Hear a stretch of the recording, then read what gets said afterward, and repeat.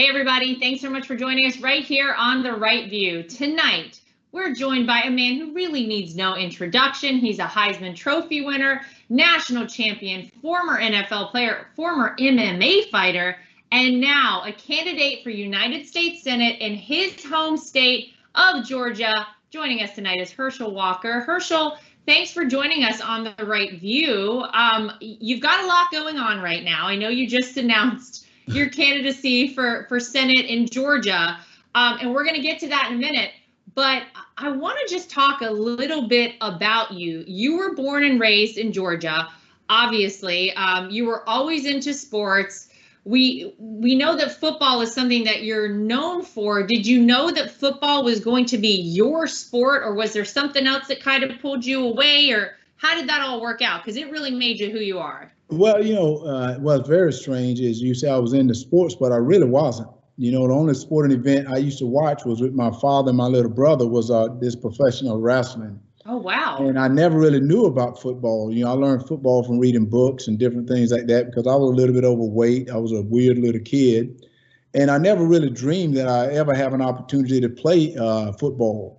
And even when I was in high school and I started getting the scholarships to go to college, not just in the athletic world, but the academic world, I still wanted to go to the military. I thought to serve my country was the greatest thing that I can ever do because I was very fortunate to have a mom and dad that was wonderful people. I grew up in such a small little town that seemed to love each other. And I thought I owed something back to those people there. My parents, my faith in God and to the town. So I wanted to go off and join the military.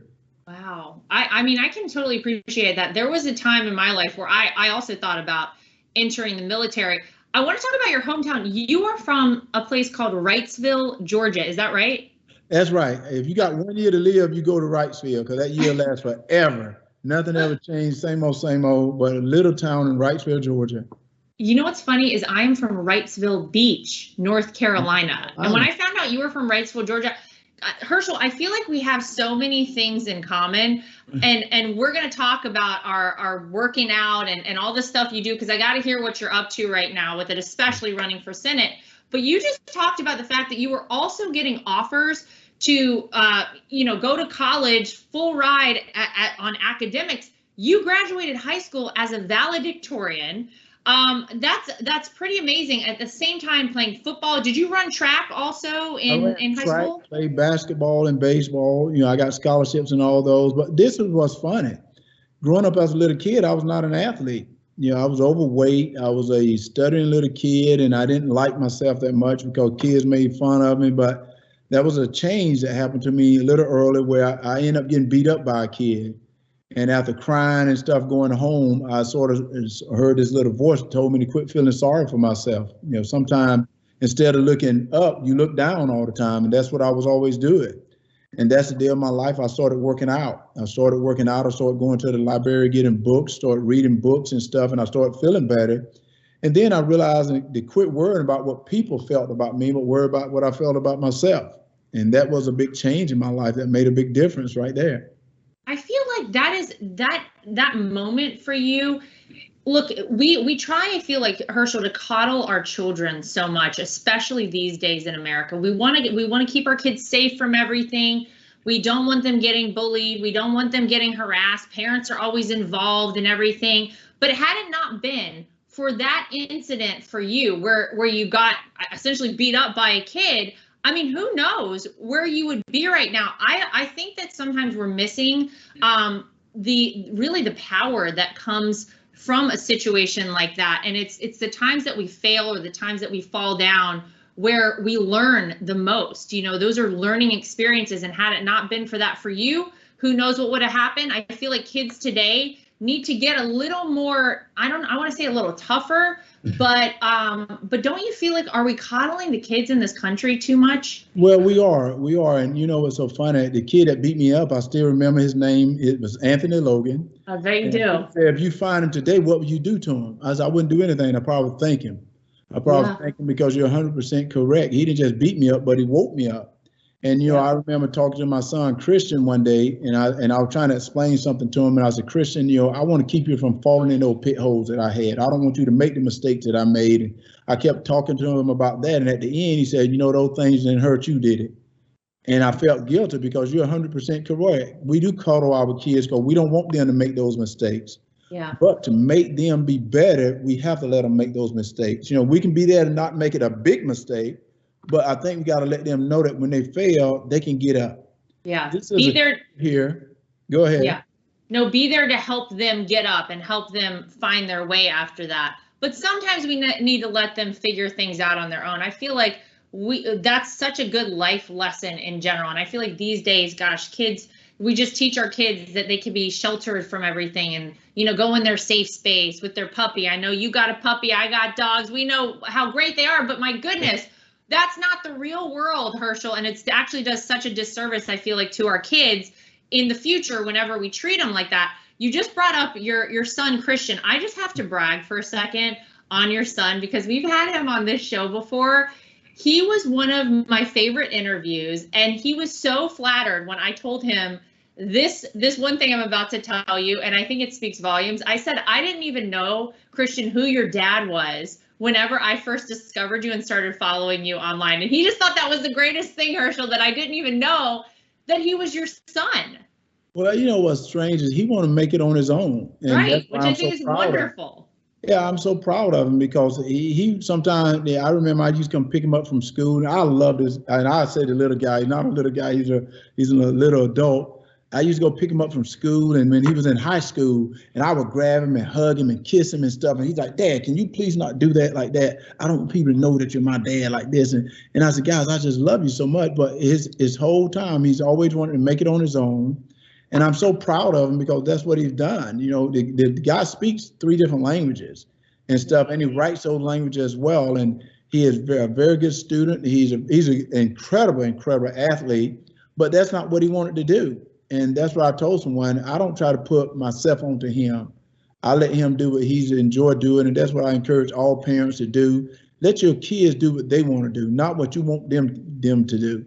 And then always give your kids positive reinforcement. You know, and you know this, you know, you don't want to just totally degrade your kid and put him down. You know, you want to correct him with positive reinforcement. That's what I always done with Christian. And he knows right from wrong. He knows the things to do. He knows how to give to others. And that's why I'm proud of him. I'm so proud. I love him to death.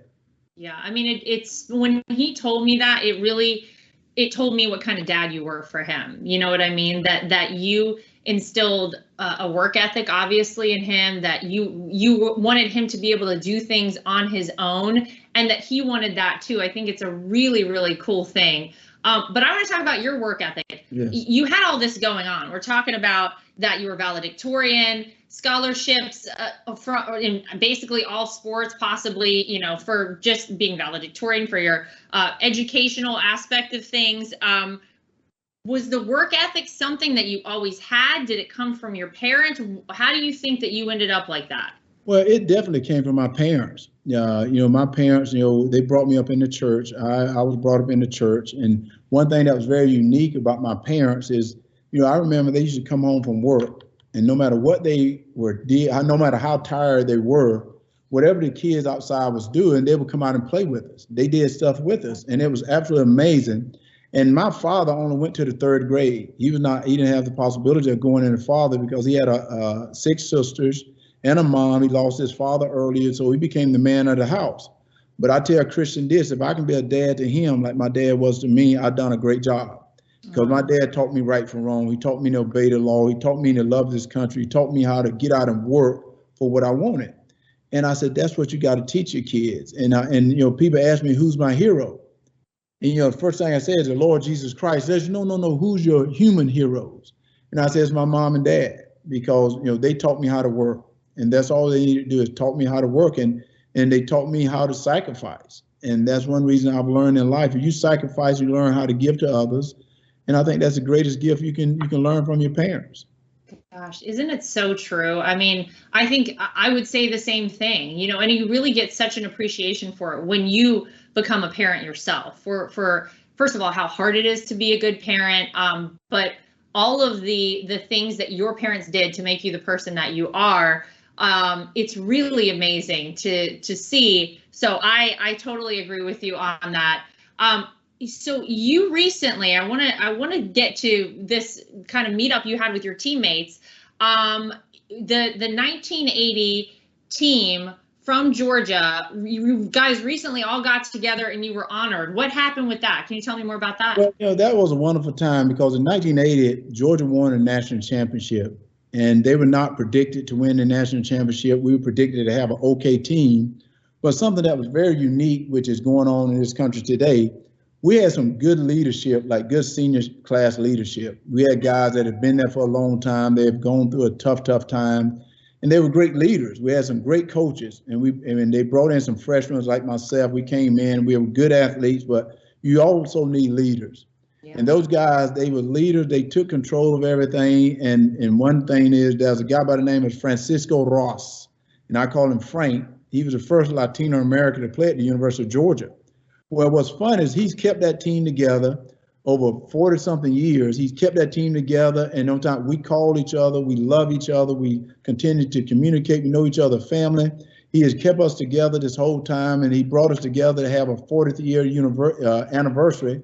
And the majority of the guys came back that was able to come back. Some have passed away, but their wives and kids are still welcome to come. And that was a great time. So guys could fellowship and see that this is the greatest country in the world. You see guys together, they're fellowshipping, and we were, like I said, we were not picked, we were not the biggest, we were not the fastest, but one thing about it is Coach Doolittle told us that if we stay together, you play as a team, and there's a big team, but there's a little me, said we can win a championship.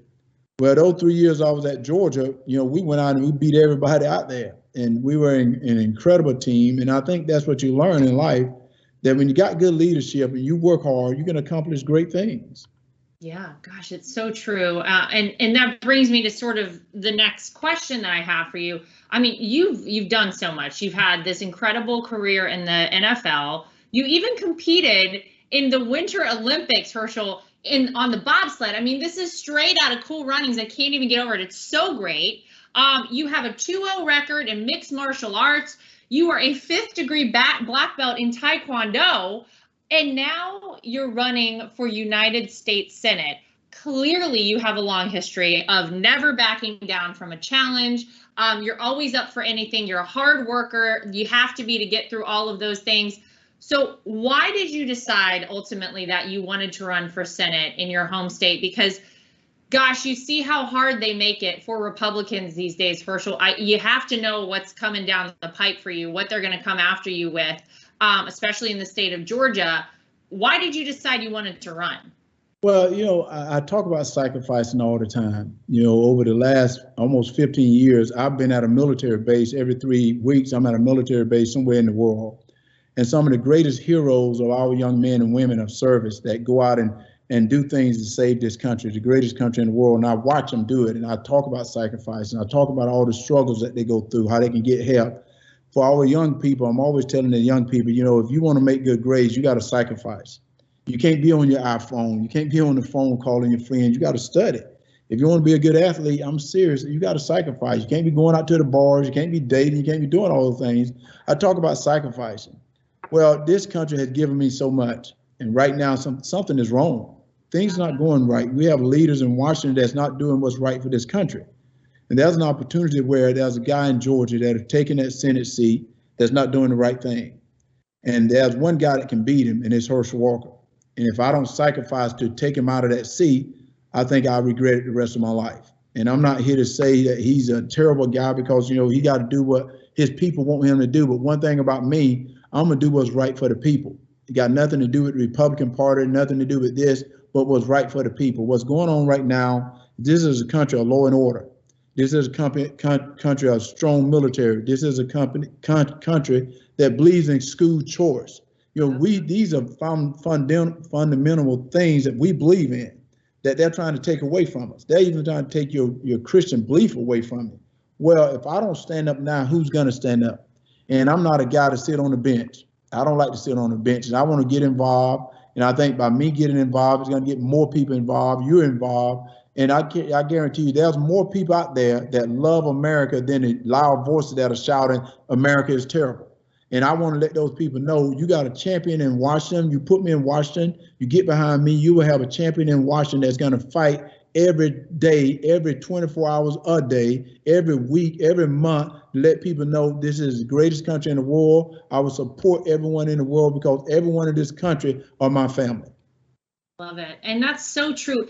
Can't we get back, Herschel, to all being one American family, remembering that we are more alike than we are different? And the media goes out of their way every single day to try and divide Americans because their ultimate goal is very nefarious. I believe their ultimate goal is to turn America into a socialist country. And they know that if people don't love this country, that they won't fight for it. They know if we turn against one another, then we won't realize what's going on.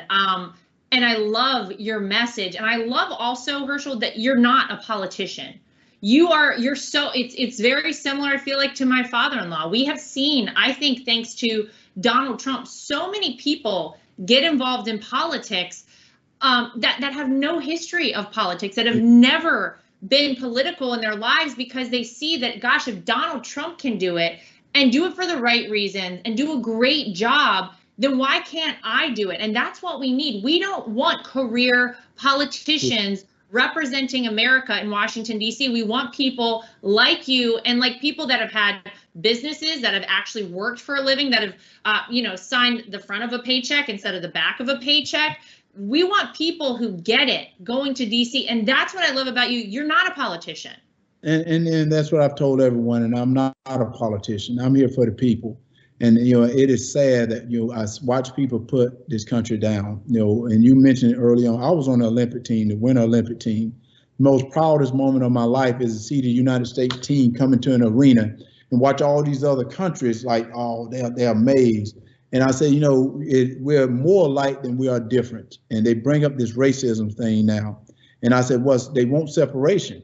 And what's funny is in my Bible that I study, the only separation I've seen is believers and non-believers. And even the believers got to help the non-believers. I've never seen separation of color. I've seen people coming together with great minds. And this is one of the youngest country in the world today, the United States of America. But the reason we're the greatest country in the world is we have a melting pot of a lot of great minds, not just one mindset, but a lot of great minds. I don't care what color you are, what creed, you got all of them thrown into a melting pot that came up with all these bright ideas that made America what it is today. And I said, these leaders that go to Washington got to be held accountable because they take the oath to defend the Constitution of the United States of America. That's an oath that they take, but yet they're trying to change it. So why no one not kicking them out, impeaching them? They got to go. They don't even want to defend it. The same as our military take the oath, I will defend this country, foreign and domestic, and they're punished if they do the wrong thing. Right. So now we have to elect people that hold people accountable for things that they do. That's exactly right. Gosh, I mean, think about what could have already happened if we actually had accountability in Washington, D.C., what we've seen happen under Joe Biden, the less than 9 months now that he's been president. It's been absolutely horrific. We know they were happy to impeach Donald Trump over anything they possibly could, yet Joe Biden just gets a free pass, Herschel, to destroy our country, to embarrass us on the world stage. They're happy to let him do any and everything possible to tear this country down without fear of impeachment, without any repercussions. It's crazy, but that's why I love that you're running for this seat. And I think there are going to be some great people elected in November of 2022. Did you have, though, any reservations about doing this? Because, look, you've known Donald Trump for a long time. You've been a friend of our family for a long time. You saw firsthand how quickly the media will turn on you when you enter politics and you have an R next to your name. Did you feel like, maybe, I don't know if I want to do this after seeing all they did to my father-in-law and, quite frankly, our family over the past, 6 years? I had no hesitation at all because I trust Donald. I trust the president. I trust him so much. And, people can say what they want to say about him, but he did some incredible things for this country that people don't even realize. And when people start realizing, and they see it today, let's be honest, you see the poll number for Biden is going way down. His approval rating is falling because people don't want to higher taxes. People don't want to pay more for their milk, more for gas prices. And they're seeing this happen within a couple of months. They're seeing this happen. You see what he did in Afghanistan. People are like, whoa, what is going on here? They're trying to erase everything President Trump did. And the people now are starting to wake up and say, wait a minute. This guy here was absolutely incredible. And I say this, President Trump was my friend. I'm not nobody that's going to run out on my friend. And I know the type of man he is. I know the type of man he was to me. He's the type of man that cares about people. He cares about his family, and he will fight for this country. You know, how in the world can you say that you want your president of the United States to love the United States of America? You don't want him to love some other country. You want him to love the United States of America. And he's the one, when everything goes to the crap in a handbag, I guarantee you, he's the one you want to be at that helm. He's the one that would be in control. He's not the one that's going to be nervous and not know what to do. He's the one you want there to be in control. That's right. I alluded to this at the beginning of the interview, but you and I know we've talked about this before, Herschel. You and I are like crazy workout people, yes. Right? First of all, when are we working out together? Because tell me where I need to go. I guess I need to come to Georgia. I moved to Florida, so we're kind of closer now than maybe we were before. But what's happening with your fitness schedule? Has it been impacted by your campaigning for Senate? I know you're like me and you got to get it in. So are you still making time to work out? And what are you doing these days? What can I join you to do? Well, there's no doubt. And we are getting closer, and we'll make it happen, because now I'm having a campaign all over the country. But my workout hasn't changed that much. I'm just getting up a little earlier now. Yeah. I'm sleeping even less, and I didn't sleep that much at all then. I'm sleeping less, and I'm getting the workout in. That's one thing I cannot do. I have to get the workout in, because there's no matter what, there's somebody that always wants to challenge me in something, and just because I'm a politician doesn't mean I'm not ready. So I let them know I'll be your huckleberry. You know, I'm always ready to go. And so my workout is still like the 1,500 push-ups every day, the 3,500 sit-ups. Even though I may not sleep, but I'm getting them in before I go to sleep, or when I get up, before I go on any campaign thing, I'm getting my workout in.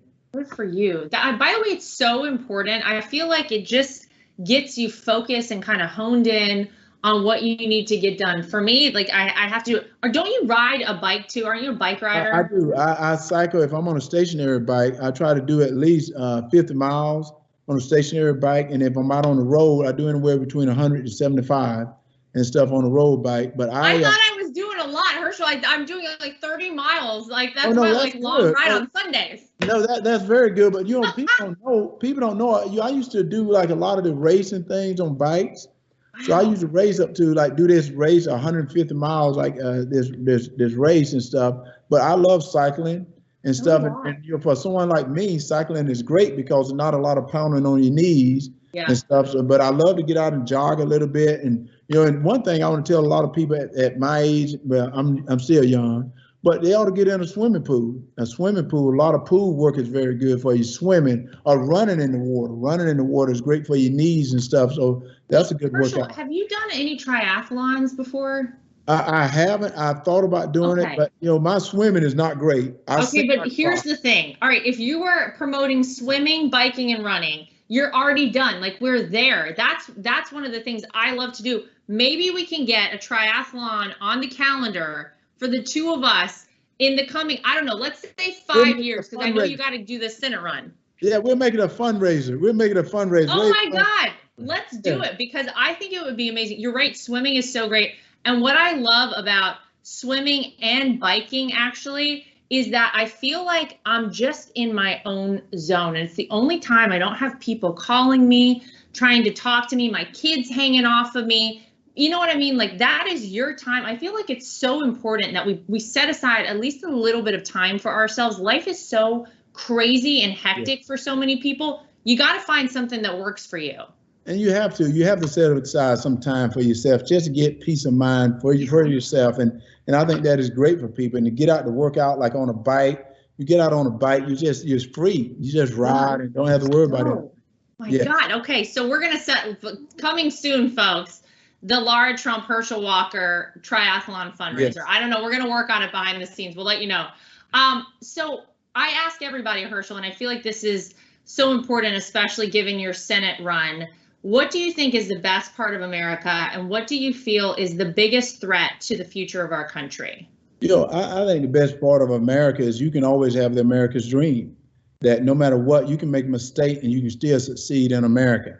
Whereas in other countries, you make a mistake, that's it. But in America, you can still have the America's dream.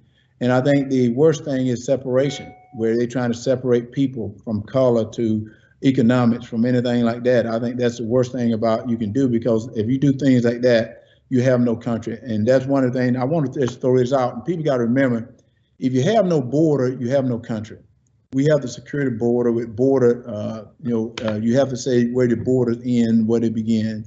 Otherwise, you have no country. And people got to remember that. That's true. And look at what's happening right now. It's a disgrace. All right, before we let you go, how can people get involved with your campaign? Well, I love for them to get involved. Go to Team Herschel, because I said it ain't about Herschel winning, it's about the team. I love that. That's so great.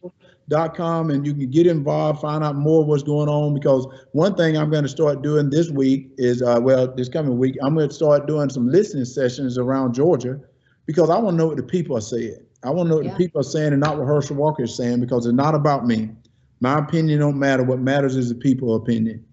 Right. Gosh, how refreshing to have someone running for an office that actually wants to represent your constituents. Imagine if more of the folks in Washington, D.C. took a page out of your playbook, Herschel. It would really be great. Well, I want to say good luck with everything. We're going to work on our fundraiser, and thank you so much for spending some time with us here on The Right View. We're going to keep an eye on things. I know it's just ramping up. We got a little over a year to go, but a lot of great things, more great things coming from Herschel Walker. So Herschel, thanks for joining us here on The Right View. And to everybody at home, as always, thank you for tuning in. We'll see you back here next time for more of The Right View.